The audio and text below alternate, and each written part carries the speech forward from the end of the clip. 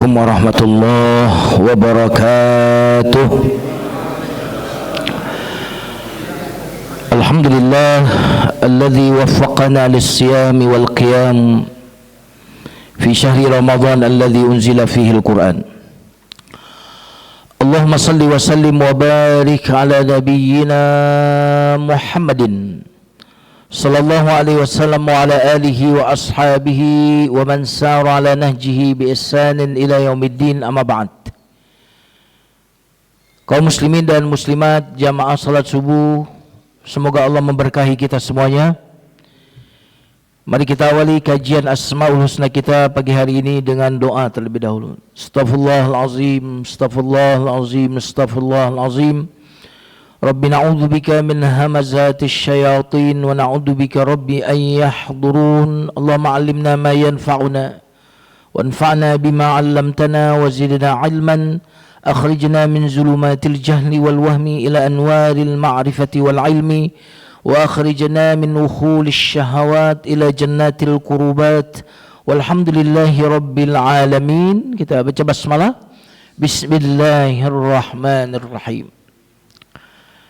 Kajian Asmaul Husna kita hari ini akan memasuki nama Allah Al-Muqit. Memang tidak mudah mencari padanan kata dari bahasa Indonesia Al-Muqit ini. Karena memang Al-Muqit ini memiliki beberapa makna yang saling menguatkan, ya, bukan saling menafikan. Di pengumuman tadi diterjemahkan dengan Allah yang maha mencukupi. Untuk sementara kita terjemahkan saja Al-Muqit yang maha mencukupi.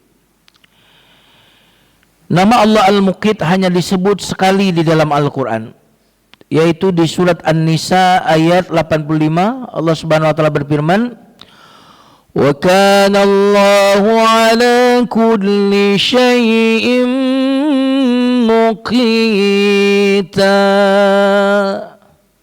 Dan Allah Subhanahu wa taala maha kuasa mencukupi segala sesuatu. Jadi bisa diterjemahkan, kalau di Quran terjemah terkadang diterjemahkan dengan maha kuasa. Tetapi maha kuasa dalam konteks mencukupi seluruh makhluk-makhluknya. Di dalam surat Fussilat ayat 10, Allah menyebutkan Al-Muqit ini dengan format bukan kata sifat, tetapi kata yang menunjukkan makna dasar dari Al-Muqit ini, yaitu di surat Fussilat ayat 10 ketika Allah Subhanahu wa taala berbicara tentang bumi, wa ja'ala fiha rawasiya min fawqiha wa baraka fiha wa qaddara fiha aqwataha fi arba'ati ayyam sawa'an lis-sa'ilin.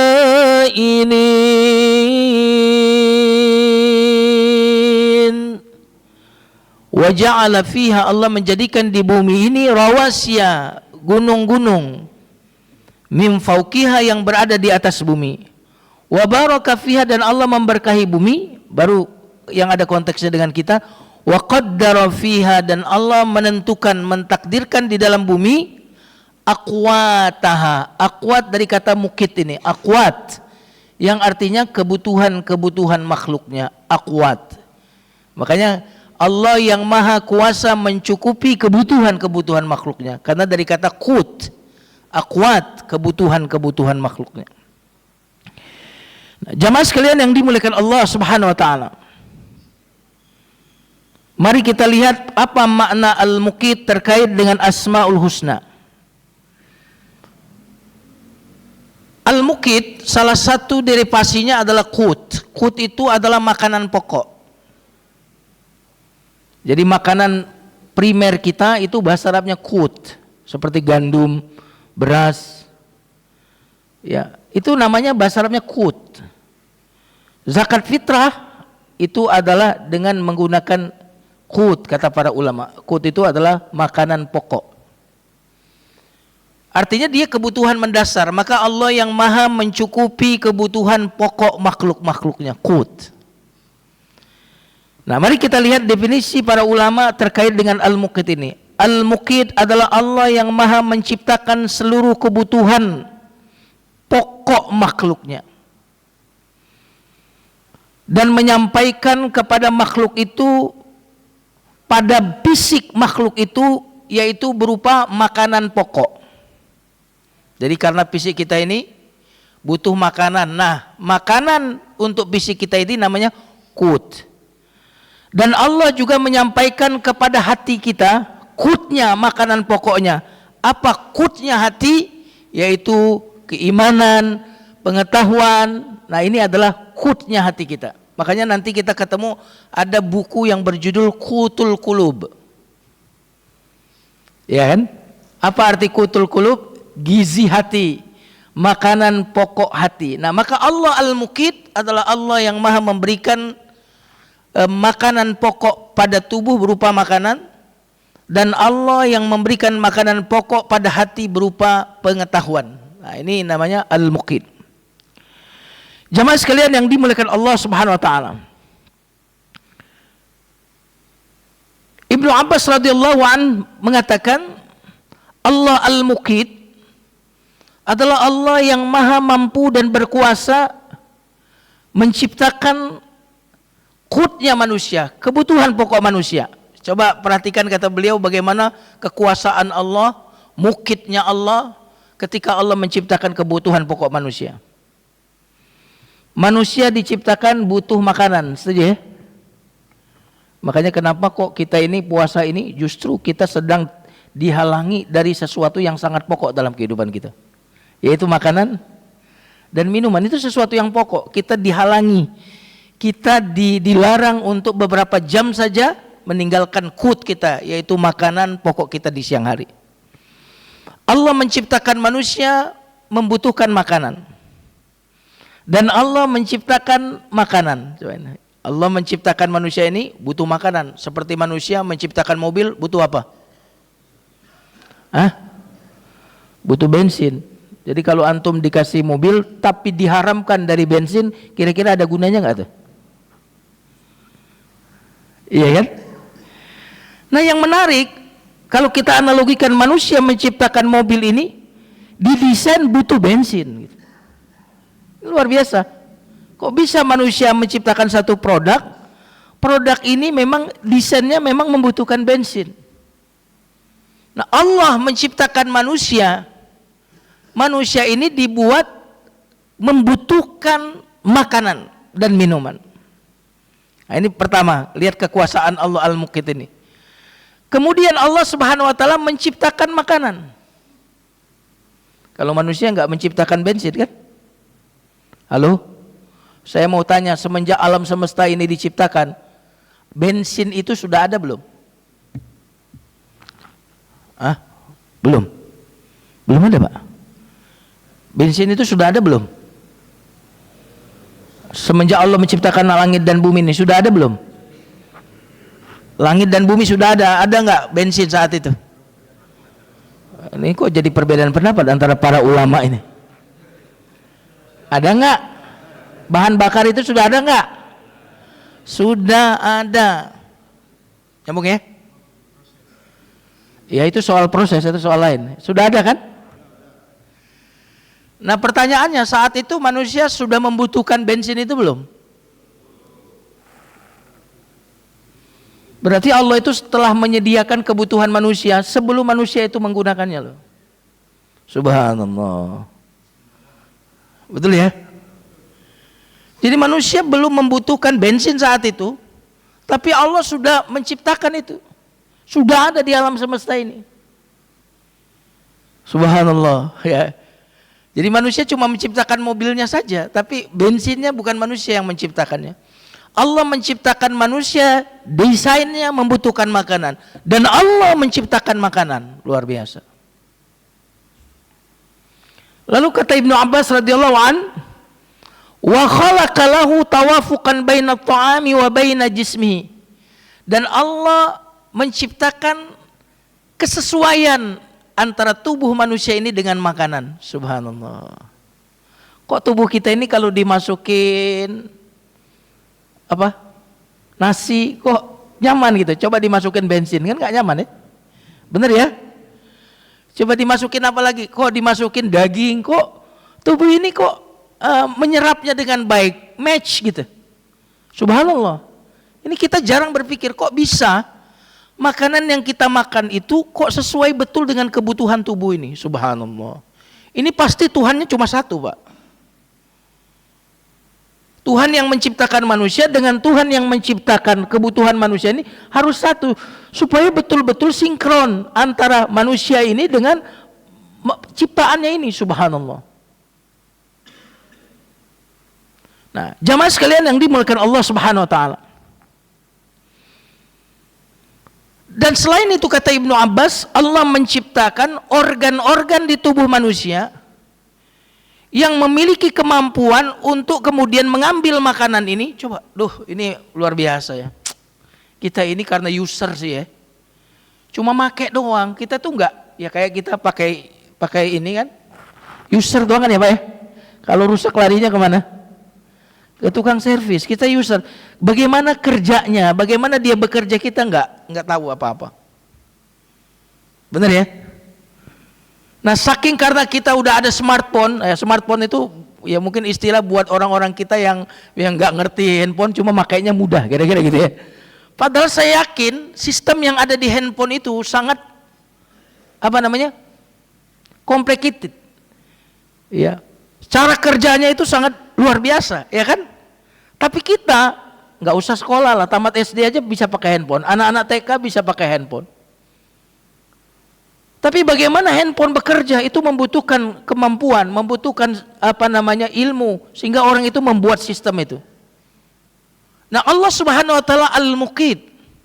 Allah yang menciptakan manusia dan membuat manusia ini membutuhkan makanan. Dan Allah juga yang menciptakan makanan. Dan Allah juga menciptakan kesesuaian antara makanan dengan tubuh kita. Subhanallah.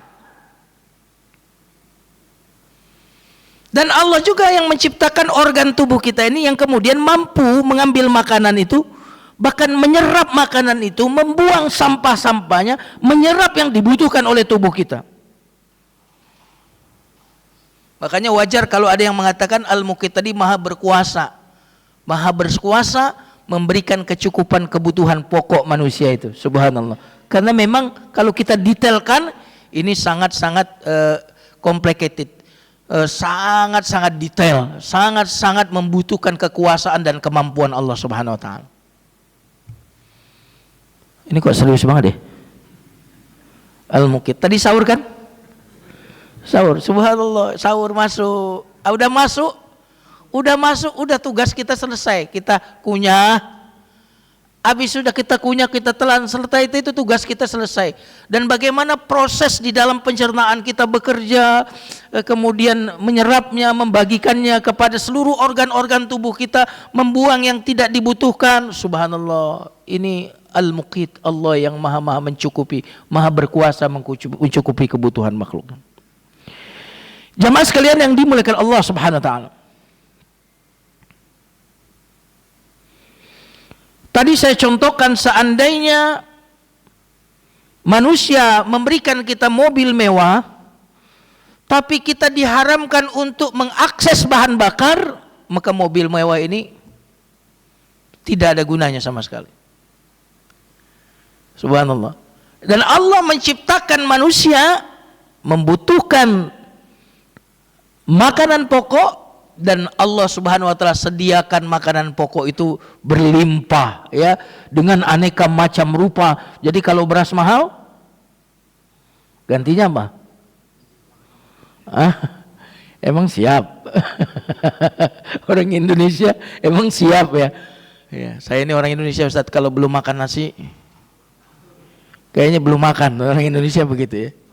Nah, jamaah sekalian yang dimuliakan Allah Subhanahu wa taala.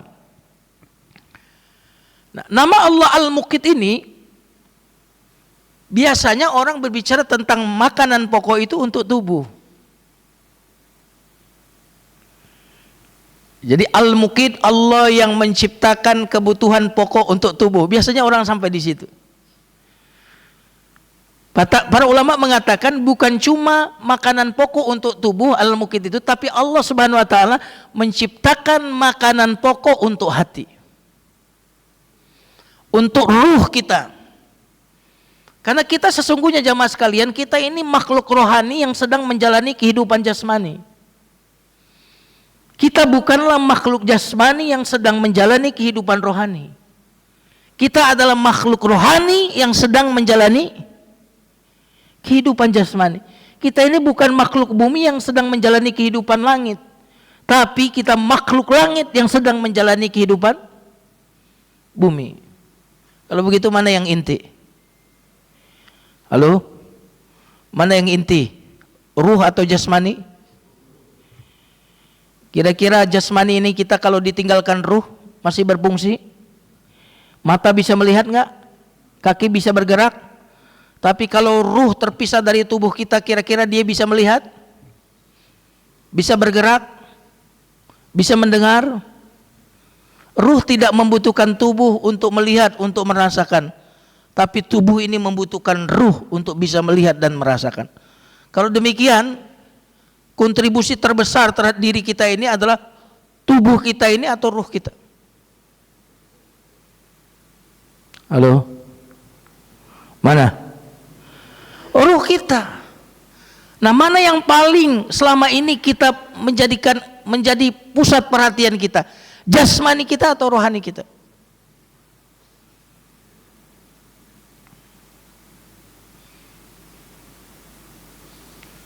Mana yang paling sering kita concern untuk memenuhi kebutuhannya? Kebutuhan tubuh atau kebutuhan rohani? Nah, ini pertanyaan yang penting kita jawab. Maka Al-Muqit, Allah yang menciptakan makhluknya dan menciptakan kebutuhan-kebutuhan makhluknya. Kalau badan kita kebutuhan pokoknya pada makanan, tapi pada hati kita makanan pokoknya pada pengetahuan. Mari Allah Subhanahu wa taala sebutkan dalam surah Al-A'raf, "Wa laqad dzara'na li jahannama katsiran minal insi wal jin." Sungguh kami telah siapkan untuk kebanyakan manusia dan jin neraka jahanam. Kenapa banyak manusia dan jin masuk neraka jahanam? Lahum qulubun la yafqahuna biha. Karena punya hati, tapi hati ini tidak diberikan bahanan pokoknya. Hati itu salah satu makanan pokoknya adalah yafqahun, memahami, berilmu, pengetahuan. Mereka tidak memberikan pada hatinya ya pemahamannya, ilmunya, tidak diberikan makanan pokoknya. Jamaah sekalian yang dimuliakan Allah Subhanahu wa taala. Al-Muqit, Allah yang maha memberikan, mencukupi makhluknya dengan kebutuhan pokoknya. Jadi kebutuhan kita itu, kata para ulama, ada dua. Ada kebutuhan primer, nah ini kebutuhan pokoknya. Ada kebutuhan sekunder. Nah, jamaah sekalian, kalau kebutuhan sekunder itu kira-kira apa contohnya? Hah? Halo jamaah, cendol itu gimana itu? Kalau kita berbuka biasanya pakai kolak. Kolak itu kebutuhan pokok atau kebutuhan sekunder? Es teler.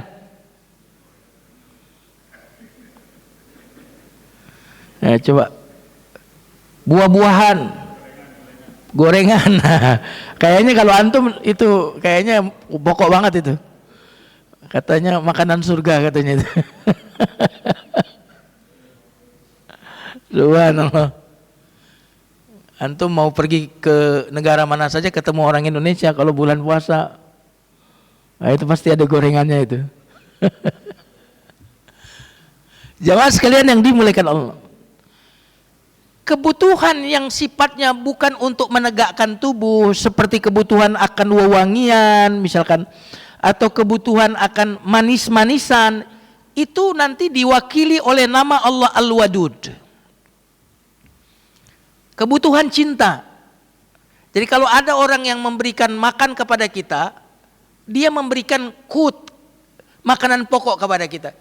Tapi kalau orang itu saat kita datang ke rumahnya bukan cuma makanan pokok yang dia beri, tetapi di situ ada buah, ada bunga, gitu, wewangian, ada manis-manisan. Orang itu bukan memberikan kepada kita makanan tubuh, tetapi makanan hati kita. Dia sedang mengatakan, aku mencintaimu. Nyambung nih? Al-wadud dari kata mawaddah. Jadi kebutuhan-kebutuhan yang tidak pokok itu adalah manifestasi dari nama Allah Al-Wadud. Kalau kita lihat bunga, bunga itu kan bukan untuk kita makan. Kecuali siapa dulu yang suka makan bunga itu yang ada di film? Susana itu.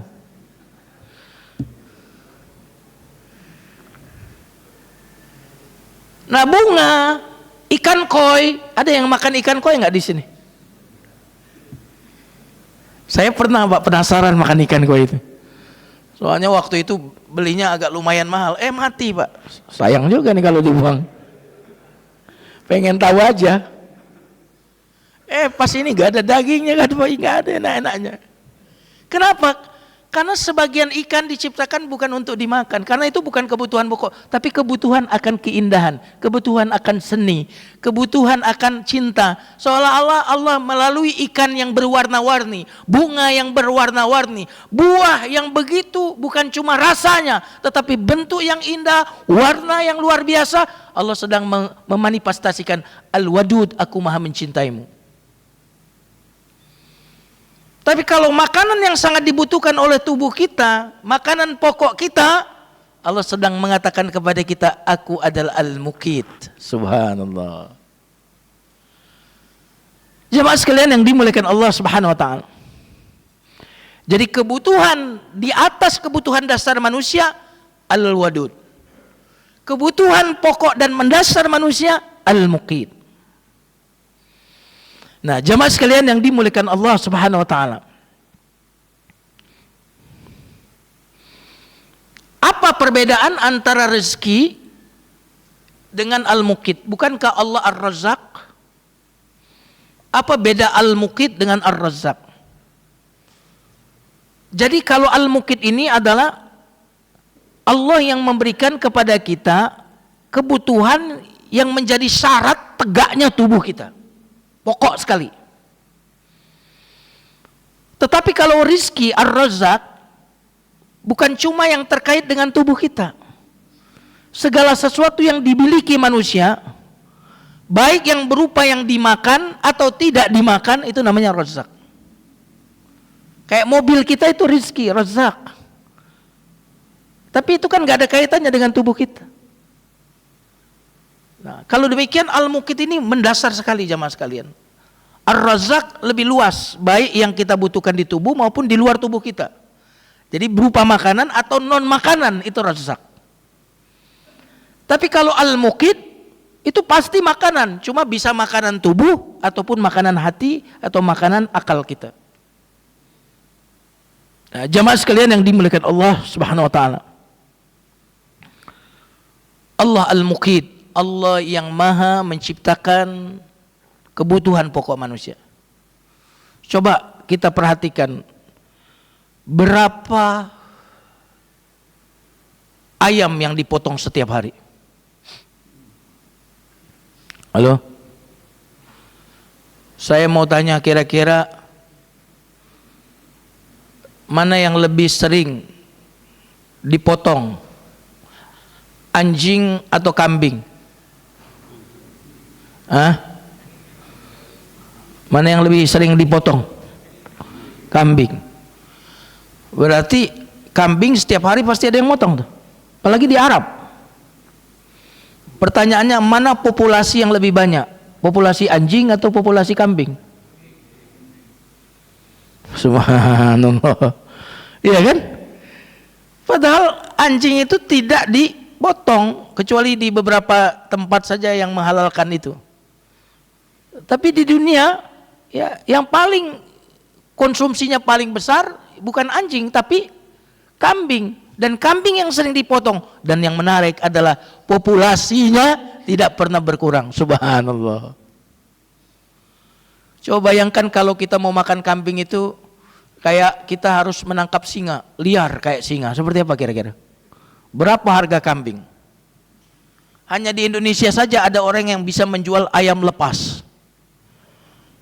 Cuma ayam lepas, Pak. Saya bingung juga gimana tuh ayam lepas. Di Indonesia ini memang luar biasa, Pak. Susu beruang aja diminum.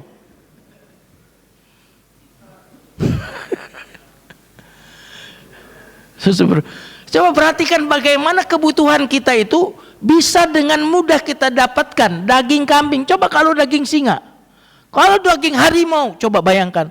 Bayangkan jika ayam itu bisa terbang.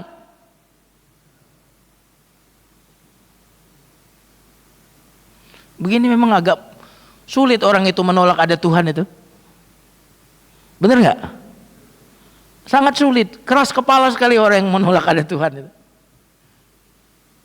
Nah, jamaah sekalian yang dimuliakan Allah, berapa hewan yang disembelih tiap hari untuk mencukupi kehidupan manusia? Berapa gandum, berapa buah-buahan, berapa beras yang dihasilkan oleh bumi ini? Dan yang menarik kalau di Indonesia ini, kadang-kadang kambing, ayam itu betul-betul bagi orang Indonesia semuanya bermanfaat, bener nggak? Halo?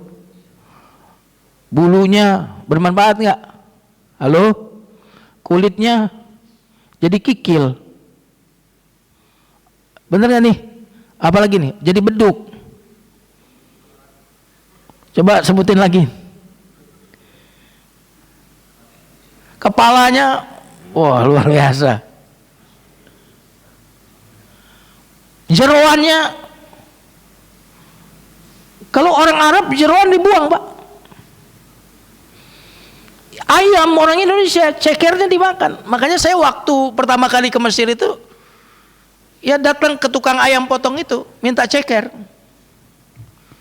Minta berapa? Semuanya itu. Buat apa? Saya bilang, Asyan utoh, kucing saya di rumah banyak.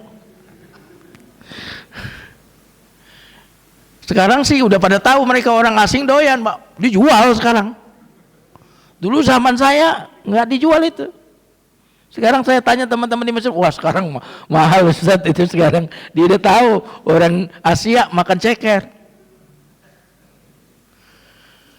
Wah kita masak tuh, masak semur. Lagi ngumpul sama mahasiswa masak semur. Ya pas sudah mateng sambil makan kita kucing gitu. Sambil kita buat kucing gitu. Jamaah sekalian yang dimuliakan Allah Subhanahu wa taala. Dan hewan-hewan yang kita butuhkan itu musammamah, diciptakan oleh Allah, itu tatawalat bisuratin kabiratin. Dia bisa regenerasi, bisa melahirkan dalam waktu yang sangat cepat, subhanallah. Nggak tahu kalau itu berapa bulan tuh kalau hamil kambing?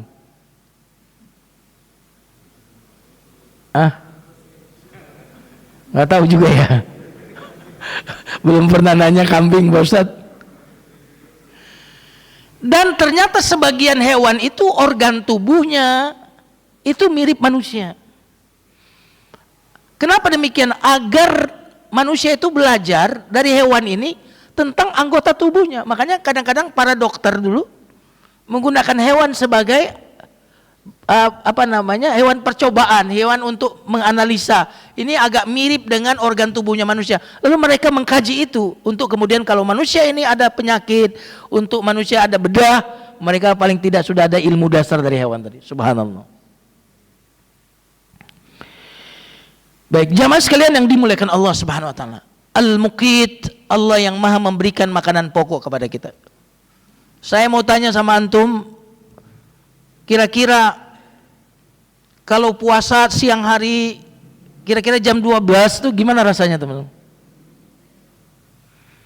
Di Indonesia ini untungnya musim dingin nih. Musim dingin, jam siangnya juga relatif tidak terlalu panjang. Tapi kalau kita berada di negara yang siangnya itu lebih panjang dari kita di musim panas, apa rasanya kira-kira kalau seperti itu? Tubuh kita kalau nggak dikasih makanan. Coba saya mau tanya aja nih. Ramadan berapa lama jamaah? Sebulan. Kan sering kita mendengarkan penceramah, andaikan orang tahu bagaimana luar biasanya Ramadan, niscaya akan mengharapkan sepanjang tahun adalah Ramadan. Baik, saya tanya di sini kira-kira, siapa yang ingin Ramadan itu sepanjang tahun? Atau Ramadan 2 bulan, angkat tangan. Nggak ada yang ingin. Walaupun semuanya balikna Ramadan, ini dan tadi imam kita barik lana fi Ramadan. Mau nggak ditambah 2 bulan? Coba perhatikan.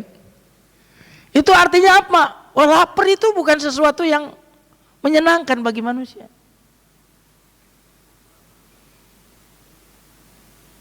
Nah, jamaah sekalian yang dimuliakan Allah Subhanahu wa taala. Nah, kita kalau seandainya tidak diberikan makanan oleh Allah, makanya saya jujur aja Pak, luar biasa gimana kita bisa merasakan penderitaan saudara-saudara kita di Gaza itu luar biasa, geleng-geleng. Ya Allah, saya bilang, maka jangan lupa selipkan doa untuk mereka. Ya Allah, berikan makan orang-orang lapar ya Allah. Berikan makanan kepada orang-orang yang lapar di Gaza, di kaum muslimin, semua manusia yang sedang kelaparan berikan makan ya Allah. Ya Allah, berikan minum kepada siapapun yang sedang kehausan, jamaah sekalian.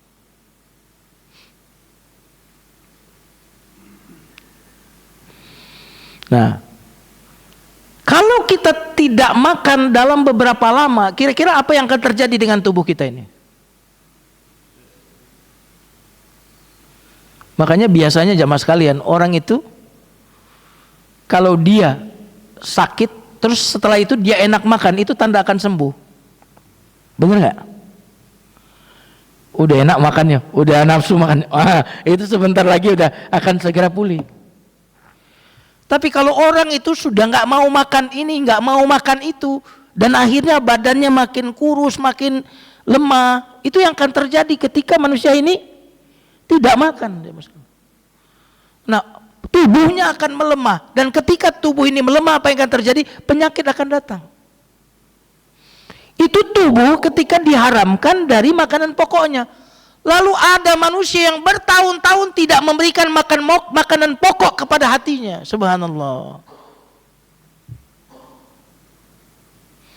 Jangan-jangan, mohon maaf ya, jangan-jangan ya, yang membuat kita bermaksiat itu adalah karena makanan pokok hati kita itu tidak kita berikan. Akhirnya dia lemah untuk melakukan ketaatan, lemah untuk menolak godaan maksiat.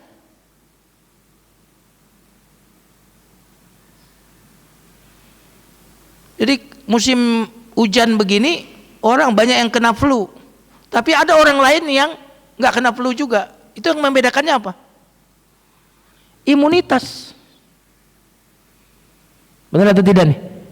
Kemarin yang bisa bertahan di masa COVID, yang tidak keterpa COVID adalah yang apa? Yang imunnya bagus. Nah, sekarang ini COVID maksiat bertebaran di mana-mana nih. Banyak orang mudah terpapar kemaksiatan di zaman ini. Kemaksiatan ada di handphone kita, ada di layar televisi kita, keluar masjid sudah ada kemaksiatan, di mana-mana ada kemaksiatan. Nah, orang dulu katanya kalau masa COVID itu seringnya terkena paparan ini, apa istilahnya dulu? Kalau berulang-ulang. Kalau ini orang ini udah kena, tapi karena imunnya kuat, jadi dia nggak berasa. Terakumulasi, kena akhirnya karena udah banyak virus yang masuk, baru apa istilahnya tuh ada tuh? Hah? Ada istilah yang dulu populer waktu masa COVID. Nah, kita ini jamaah sekalian, lihat handphone, ada virus-virus maksiat, keluar rumah virus-virus maksiat. Lama-lama kalau kita imunnya tidak menguat, tumbang kita.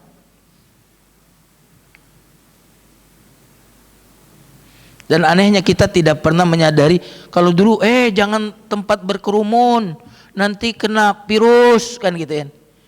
Kan sama itu. Wala taqrabuz zina, jangan dekat. Kan gitu kan? Jangan dekat-dekat ke tempat-tempat yang virusnya akan membuat kau terpapar nanti. Jangan dekat-dekat, kena nanti. Pasang masker. Pakai masker. Apa masker kita jamaah sekalian? Makanan bagi pikiran dan hati kita itu masker kita. Dan anehnya orang itu tidak ngeh untuk yang seperti itu. Mereka tidak tahu bahwa ngaji itu kebutuhan, baca Quran itu kebutuhan. Orang yang baca Quran itu jamaah sekalian telah mengobati dirinya tanpa dia sadari.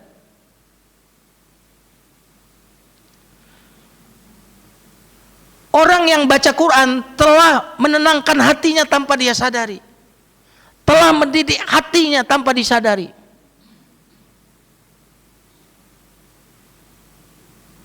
Subhanallah.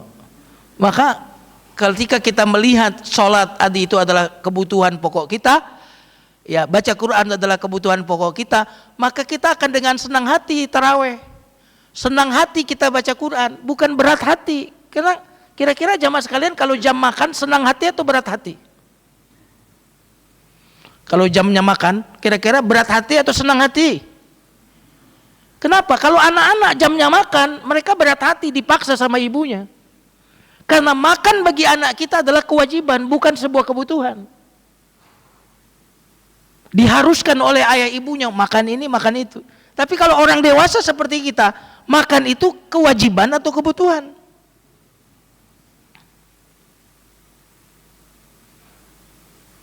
Dan anehnya kita tidak menyadari bahwa sholat ini adalah sebuah kebutuhan kita. Kalau kita tidak makan untuk tubuh kita, yang mati tubuh kita. Tapi kalau kita tidak kasih makan kepada pikiran dan hati kita, yang mati jiwa kita. Setuju atau tidak nih? Kira-kira ntar malam tarawihnya ingin yang panjang atau ingin yang pendek? Ini kebetulan ada imam kita nih. Tinggal request. Yang panjang atau yang pendek?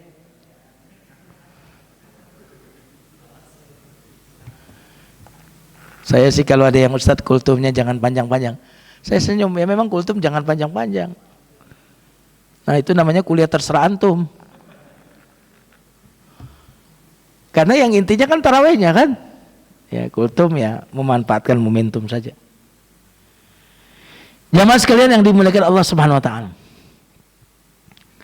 Nah, maka jiwa kita ini makanan pokoknya apa? Connected dengan Allah.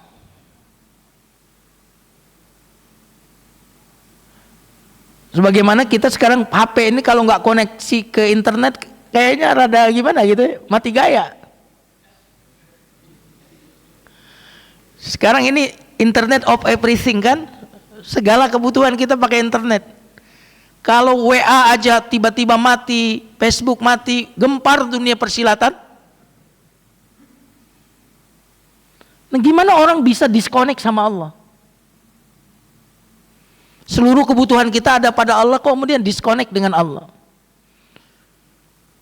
Jadi makanan pokok hati kita adalah sakinah yang Allah turunkan ke dalam hati kita. Huwallazi anzala sakinah.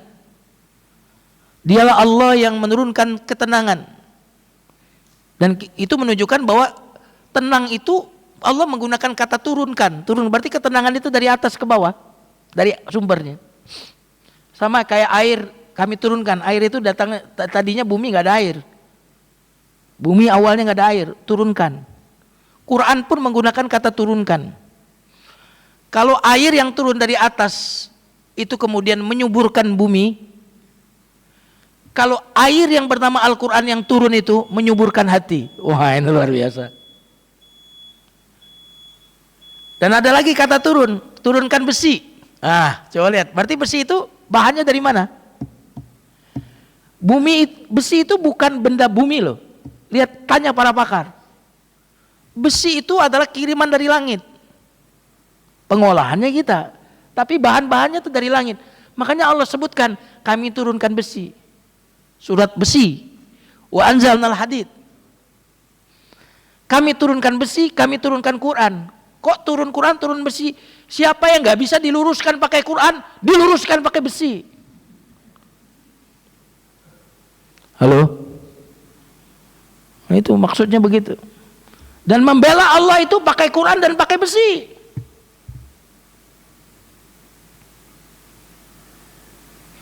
Nah, jamaah sekalian yang dimuliakan Allah Subhanahu wa taala. Dan jadi makanan pokok hati adalah sakinah yang Allah turunkan ke dalam hati. Amal-amal soleh, rasa aman yang Allah berikan di dalam hati, itulah makanan hati kita.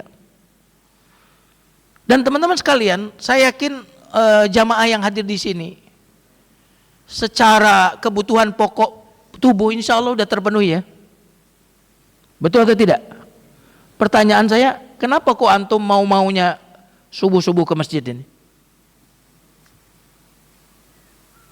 Berarti antum sudah merasakan, saya kayaknya enggak, hati saya Ustadz kalau enggak sholat, nah itu sudah sampai di level itu. Saya alhamdulillah mobil ada Ustadz, rumah ada, motor ada, makanan sehari-hari enggak ada, cukup saya. Tapi kalau saya enggak sholat, ada kekosongan di hati saya. Nah itu luar biasa. Nah ini menunjukkan bahwa kenyang secara materi itu tidak bisa mencukupi kelaparan secara rohani. Subhanallah. Dan bayangkan di bulan Ramadan ini Allah sedang memberikan kepada kita hidangan rohani. Menunya banyak banget menunya. Subhanallah. Menu taraweh, menu puasa, menu tilawah, menu i'tikaf. Ya Allah. Dan insya Allah jamaah sekalian, kalau kita di bulan Ramadan ini, kitab ibarat gudang itu kita penuhi dengan makanan rohani ini, kemungkinan 11 bulan yang akan datang kita akan kuat menghadapi tantangan apapun jemaah sekalian.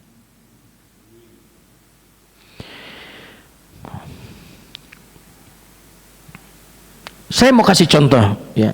Tadi kan kebutuhan pokok, ada kebutuhan sekunder sifatnya. Kita punya anak-anak di rumah, lalu saat berbuka makanan sudah kita siapkan, semua macam makanan sudah kita siapkan. Tapi anak kita yang ada di meja makan itu enggak kita ajak ngobrol, kita cuek aja. Muka kita masam di depan dia. Anak ini berarti dipenuhi kebutuhan pokok jasmaninya, tapi tidak dipenuhi kebutuhan apa? Pokok hatinya. Ini kira-kira kalau kita ingin ini kan. Dan alangkah banyaknya orang-orang yang memenuhi kebutuhan pokok jasmani anaknya, tapi kebutuhan pokok hati anaknya tidak diberikan. Dan ini anak ini kemudian akan menjadi anak yang bermasalah. Makanya anak itu kebutuhan pokoknya bukan cuma uang, bukan cuma makanan, bukan cuma minuman, tetapi kebutuhan pokok mereka adalah cinta, kasih sayang, ungkapan kepada anak kita, aku mencintaimu nak, aku bangga kepadamu nak. Itu juga kebutuhan. Makanya anak yang biasanya kekurangan kebutuhan pokok hati di dalam rumah, dia akan mencari kebutuhan pokok itu di luar rumah. Wah, ini bahaya sekali. Tidak dapat dari ayahnya, dia akan dapatkan dari pacarnya. Tidak dapat pelukan ayahnya, dia akan mencari pelukan dari laki-laki di luar rumahnya. Nah, jamaah sekalian yang dimuliakan Allah Subhanahu wa taala. Dan setiap kali level kita naik, maka kita akan merasakan bahwa kebutuhan pokok rohani itu jauh lebih penting daripada kebutuhan pokok jasmani. Dan orang yang kuat imannya jamaah sekalian tidak akan melihat ada kebahagiaan yang lebih besar daripada kebahagiaan ketika dia merasakan bahwa Allah mencintainya. Makanya kalau kita sudah tanda-tandanya kok tarawih itu rasanya nikmat aja. Imamnya mau panjang, nggak ada komplain-komplainnya. Karena saya heran, di Indonesia ini sudah saya hitung rata-rata tarawih itu tarawih dengan isya'nya itu paling panjang tuh 40 menit, Pak. Udah sama isya' itu. Itu pun sudah ditambah dengan seling-selingan Al-Khalifatul Ula, Abi Bakrin, itu udah ditambah itu tuh. Dan masih kemudian mengatakan terlalu panjang. Padahal dia buang waktu di luar itu, macet segala macam, melihat HP. Berapa jam yang dia buang? Tapi untuk kemudian ibadah 40 menit. Jamaah sekalian yang dimuliakan Allah. Banyak orang yang tidak mau khatam Quran, tidak bisa khatam Quran. Saya sibuk, Pak Ustadz. Ada nggak yang begitu nih? Siapa yang sudah khatam Quran angkat tangan? Belum, Ustadz. Belum tanggal 15, Ustadz. Saya kebetulan ada jamaah ibu-ibu ya. Beberapa jamaah ya, mungkin karena ibu-ibu mungkin dia nggak ngantor juga. Sekarang sedang di juz ke-15 putaran yang kedua. Hebat gak ya? Luar biasa saya bilang itu. Nah, banyak di antara kita yang mengatakan nggak ada waktu, Ustaz. Saya mau tanya, kamu punya waktu nggak untuk buka handphone? Punya. Untuk bukber punya waktu nggak? Punya. Untuk ke belakang ke toilet punya waktu nggak? Punya. Kenapa kita untuk selain Al-Quran punya waktu dan untuk Quran nggak punya waktu?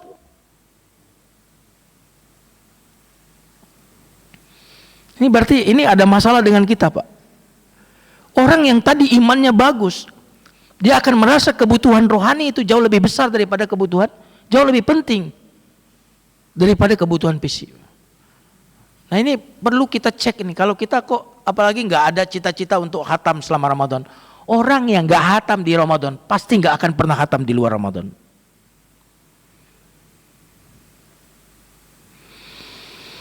Nah, jamaah sekalian yang dimuliakan Allah.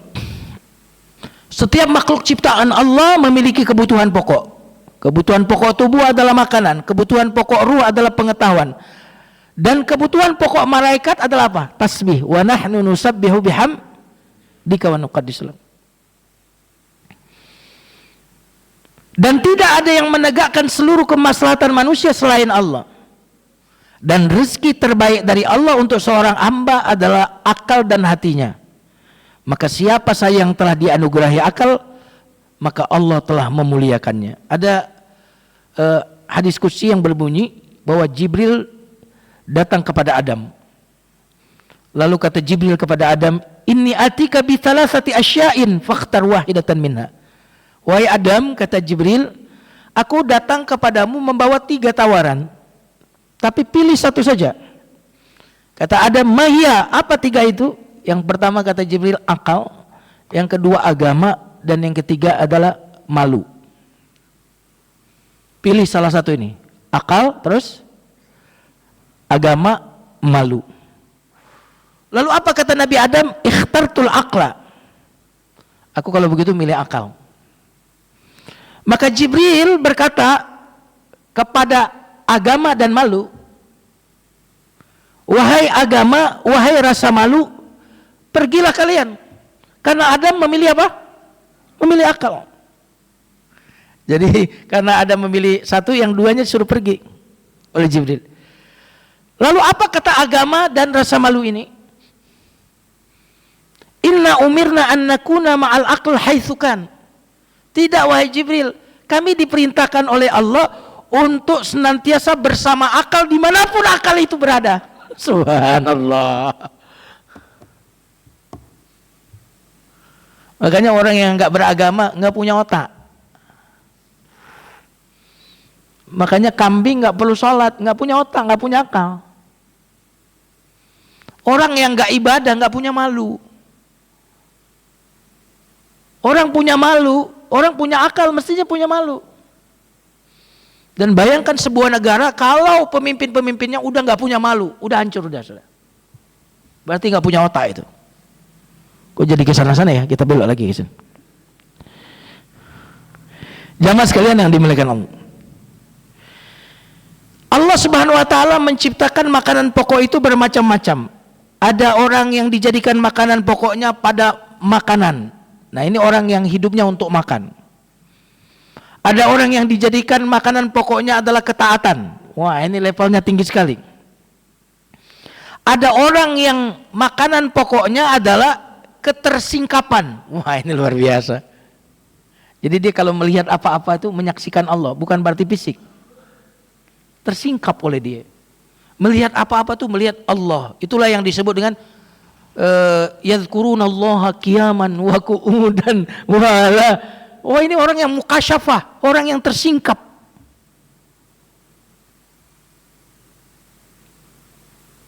Nah, jamaah sekalian yang dimuliakan Allah Subhanahu wa taala.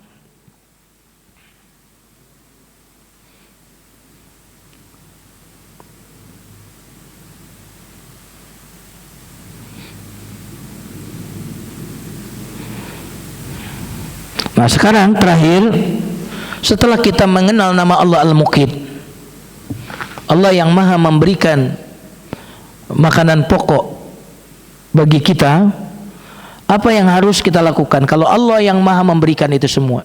Yang pertama adalah janganlah kita mau menerima makanan itu kecuali dari yang halal, karena Allah lah yang memberi makan kita.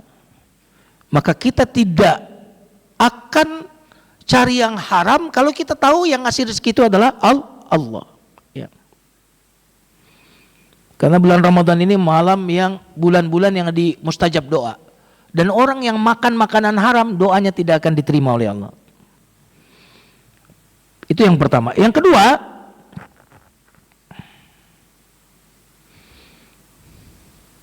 hendaklah kita kalau mendapatkan makanan takjil misalkan. Takjil itu Pak pakai ain ya. Ta'jil pakai ain. Karena kalau pakai hamzah justru artinya menunda. Berarti ta'jil itu adalah makanan yang disegerakan. Nah, yang menarik adalah istilah itu saya dengar cuma di Indonesia meskipun bahasa Arab. Ada istilah makanan ta'jil. Wah, itu cuma di Indonesia. Bahasanya bahasa Arab, Pak. Ta'jil itu artinya segera. Artinya untuk kemudian berbuka segera gitu. Makanya ta'jil. Makanya ketergesa-gesaan. Tapi kalau diganti hamzah, ta'jil, berarti ntar habis tarawih itu makannya. Itu bahasa Arab tuh, Pak. Oke. Ta'jil dengan takjil. Nah, itu beda sekali. Nah, ketika kita mendapatkan makanan, hendaklah kita jangan cuma melihat makanan, tapi lihatlah kepada yang memberi makanan, yaitu Allah, pencipta makanan. Rata-rata kita ini melihat makanan, tapi tidak melihat yang memberikan makanan. Falyanzuril insanu ila ta'amih, anna sababnal ma'a sabba, thumma syaqaqnal arda syaqqa, fa'ambatna fiha habbahu wa inaba wa qadba wa zait. Itu luar biasa tuh. Hendaklah manusia memperhatikan kepada makanannya. Bagaimana kami turunkan hujan sampai seperti itu. Nah, maka Al-Muqit pesannya setiap kali melihat makanan, kamu jangan cuma lihat makanan, lihat bagaimana sampainya makanan kepadamu. Lihat yang mengirimkan makanan itu kepadamu, yaitu Allah Subhanahu wa taala.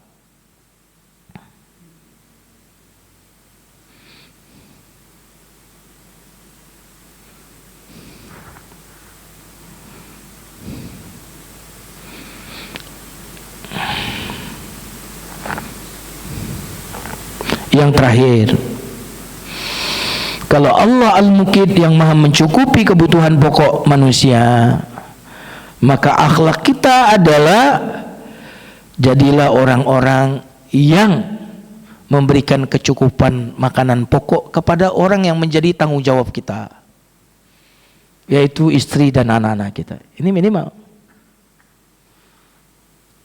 Maka kata Nabi sallallahu alaihi wasallam, kafa bil mar'i itsman ayyudi'a may yaqut. Cukuplah seseorang itu berdosa bila ia menyia-nyiakan orang yang menjadi tanggungannya. Jangan sampai karena semangat bersedekah, uang yang harusnya menjadi kebutuhan keluarga kita, anak-anak kita, karena terkena motivasi sedekah, ini kebutuhan pokok ya, bukan kebutuhan sekunder. Lalu yang kebutuhan pokok ini kita sedekahkan. Karena sebaik-baik sedekah itu ya kepada keluarga kita. Ini untuk kebutuhan pokok ya, kecuali kebutuhan yang non pokok. Maka jemaah sekalian yang dimuliakan Allah, karena ada juga yang kemudian sosialisasi infak zakat sampai keluarganya nggak bisa bayar sekolah anak-anaknya. Kan ada yang begitu. Halo? Bahkan mengutamakan sedekah daripada bayar hutang, ada itu yang begitu. Nah, hutangnya harus dibayar, itu lebih mendesak lagi. Wallahu a'lam bishawab. Ini yang bisa saya sampaikan. Silakan kalau ada yang mau menambahkan, mau bertanya. Silakan Pak, silakan. Assalamualaikum Pak. Yang mana dulu nih? Yang ini Pak. Nah, Biasa langganan. Ya udah duluan tuh, gimana Pak? Sebentar ya. Saya mau makan. Assalamualaikum warahmatullahi wabarakatuh. Ya, habis ini ya Pak, soalnya udah megang mic duluan nih. Ya, silakan. Terkait makanan ya Pak. Nah ya, materinya sangat-sangat mengasihkan. Kalau makanan dalam bentuk untuk fisik mungkin kita serba tahu gimana mengelolanya dan manfaatnya seperti apa.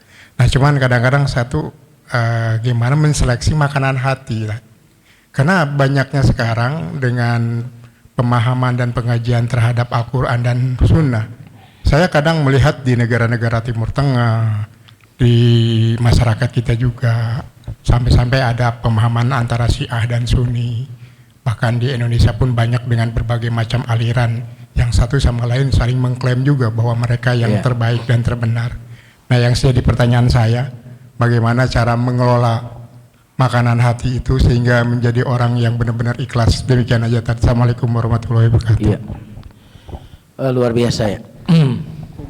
Jadi yang pertama, karena makanan hati ini tadi banyak aliran-aliran sesat, ya,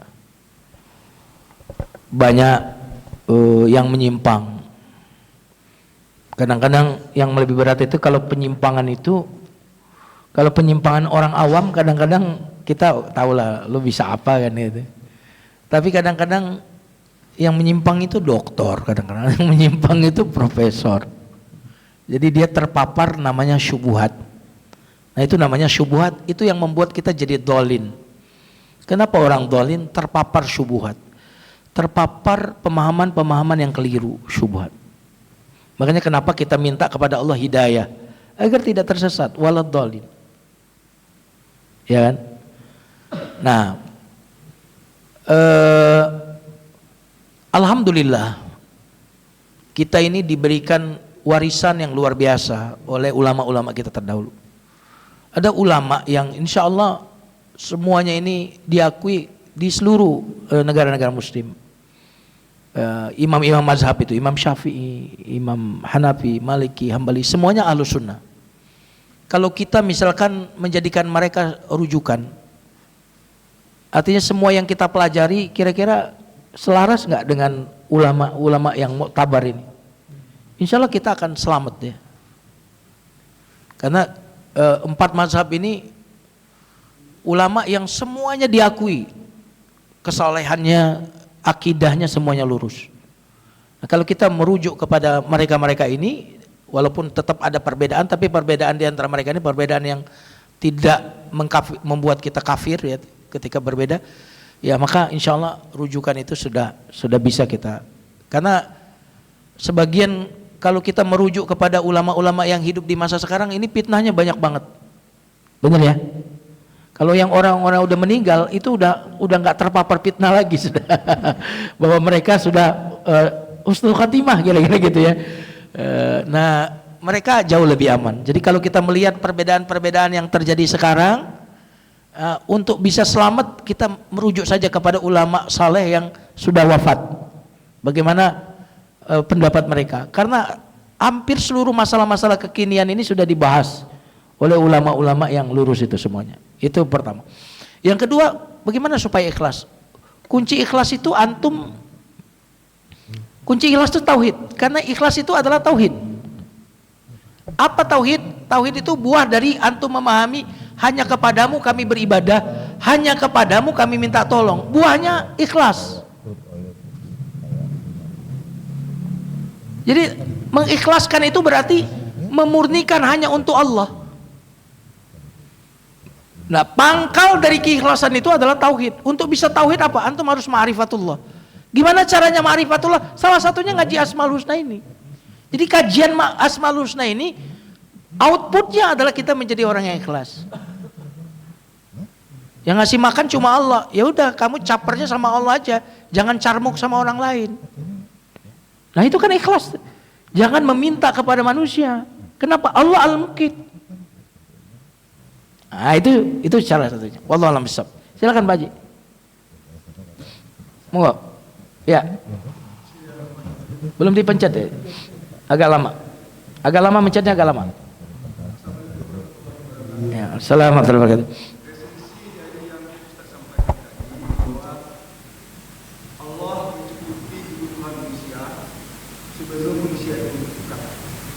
Satu itu Al-Quran. Bagaimana manusia dapat kedua atau dapat 14 bagaimana manusia saya belum karena belum mendapatkan esensi, belum paham pertanyaannya, karena bukan karena itu ya, betul. Kayaknya perlu pakai mic ya. Belum. Ya, silakan. Oke.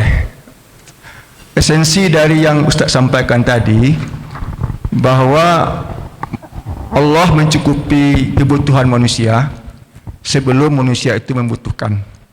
Salah satu kebutuhan manusia itu yang diberikan oleh Allah, yang dicukupi oleh Allah itu Al-Quran gitu.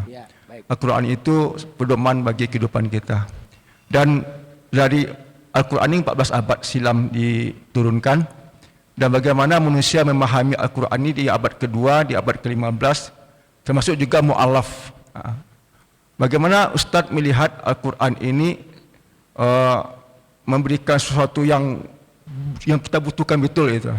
Mungkin secara maksud saya itu mungkin esensinya itu aja. Terima kasih banyak. Assalamualaikum warahmatullahi wabarakatuh. Ya, luar biasa pertanyaannya. Jadi yang menarik, Al-Quran itu mudah dipahami di setiap zaman. Makanya tidak semua ayat Quran itu membutuhkan penafsiran, karena ada maknanya, makna muhkamat namanya. Muhkamat itu berarti maknanya jelas, clear. Nah, orang-orang dulu mereka memahami Al-Quran dengan kemampuan-kemampuan yang mereka miliki di masa lalu yang relevan untuk itu masa lalu. Makanya Quran itu Pak, dia seperti memiliki kedalaman-kedalaman. Ya, ada yang permukaan, ada yang lebih dalam lagi, ada yang lebih dalam lagi. Nah, sehingga setiap zaman Al-Quran itu memberikan kontennya setiap yang relevan bagi setiap zaman. Itu luar biasa.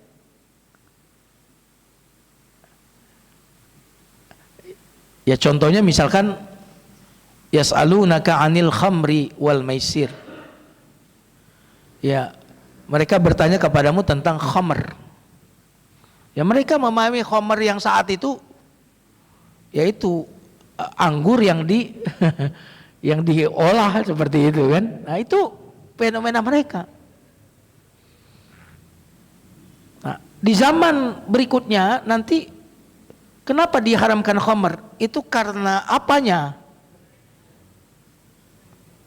Karena anggurnya atau karena apanya? Oh, para ulama mengatakan karena memabukkannya. Itu. Maka berarti ada hukum, ada sebab, ada hukum. Hukum itu pasti ada alasannya. Nah, nanti akhirnya di generasi-generasi berikutnya itu pakai metode yang namanya qiyas, analogi. Berarti setiap yang memabukkan, mau bentuknya apapun, namanya apa, bahannya apapun, itu menjadi haram. Nah, jadi maka ada istilahnya kalau dalam ilmu kita itu namanya usul fikih Pak. Jadi Usul fikih itu dasar-dasar memahami hukum-hukum yang ada di Quran. Nah, itu ditetapkan kaidah-kaidah. Para ulama-ulama kita itu sudah membekali untuk generasi berikutnya itu dengan sebuah rumus-rumus. Sehingga semua kejadian di masa sekarang merujuk kepada rumus-rumus itu sudah ada. Dan rumus-rumus ini semuanya diambil dari Quran. Ini makanya orang-orang zaman sekarang itu udah enak, Pak. Karena pondasi-pondasi itu sudah selesai di masa lalu. Sehingga kita kasus-kasus yang baru di zaman sekarang tinggal merujuk kepada rumus-rumus yang sudah dirumuskan oleh ulama, yang rumus itu diambil dari Al-Quran. Nah, jadi itu yang menarik dari kitab kita ini. Makanya ada metodologi namanya kias, ada metodologi, ada dalil namanya maslahatul mursalah, kemaslahatan. Kemaslahatan itu dalam ilmu usul fikih, misalkan kok di zaman dulu nggak ada, di zaman sekarang ada. Nah, kiasnya gimana? Kalau kias kan mesti ada kejadian di masa lalu dong. Analogi itu tidak ada di zaman Nabi, nggak ada yang mirip-mirip, nggak ada. Gimana nih? Makanya para ahli hukum itu menetapkan salah satu dalil dalam agama kita adalah kemaslahatan. Nah, itu. Nanti di bawah ini dibuatlah kaidah-kaidah kapan kemaslahatan itu menjadi dasar, bla bla bla bla. Nah, itu memang para pakar ilmu, Pak, para ahli usul fikih itu yang menetapkan. Gitu ya. Ini pertanyaannya akademis soalnya.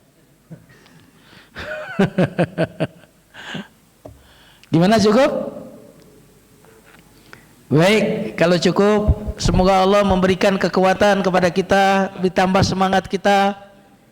Amin dong. Allah semangatkan kita, tambah semangat kita sampai bisa kemudian nanti semua kita i'tikaf di 10 hari terakhir Ramadan. Kita tutup dengan doa kafaratul majlis. Subhanakallahumma bihamdika asyhadu an la ilaha illa anta astaghfiruka wa atubu ilaik. Wassalamualaikum warahmatullahi wabarakatuh.